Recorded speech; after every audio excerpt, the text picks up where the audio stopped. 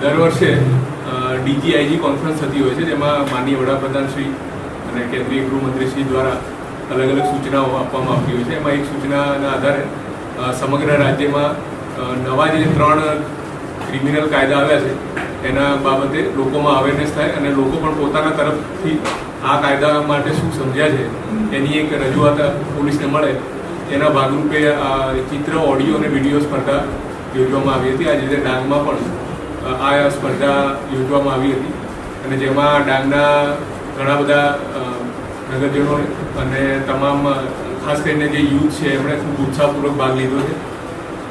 દરેક સ્પર્ધામાં ઘણી બધી એન્ટ્રીઓ આવેલી અને મતલબ જે કમિટી છે એને પણ થોડું કોને નંબર આપવો કોને નહીં આપવો એનામાં થોડું ઘણી અસમંજસ હતી, કેમ કે દરેક એન્ટ્રીમાં ખૂબ જ અલગ અલગ નવી વાતો હતી. પણ હવે નિયમ મુજબ ટોપ 3 સિલેક્ટ કરવા પડે તો એના માટે એમના મેરિટ પ્રમાણે દરેક સ્પર્ધામાં 3 જે ક્રમાંકોના આધારે જે સ્પર્ધકોને સિલેક્ટ કરવામાં આવ્યા છે એમને હું ખૂબ ખૂબ અભિનંદન આપું છું. અને એમના તરફથી જે પણ કૃતિઓ ચિત્રની, ઓડિયોની, વિડીયોની બનાવવામાં આવી એ ખૂબ સરસ છે અને કલાત્મક રીતે એમણે પોતાની ટેલેન્ટ બતાવીને જે સામાન્ય લોકો પણ નવા કાયદાની અલગ અલગ જે નાની મોટી પોઈન્ટ્સ છે સમજી શકે અને એનો ઉપયોગ કરીને કોઈ પણ પ્રકારનો ઇસ્યુ હોય એમને તો એનો ઉપયોગ કરીને એ લોકો તેમનું સોલ્યુશન લાવી શકે છે.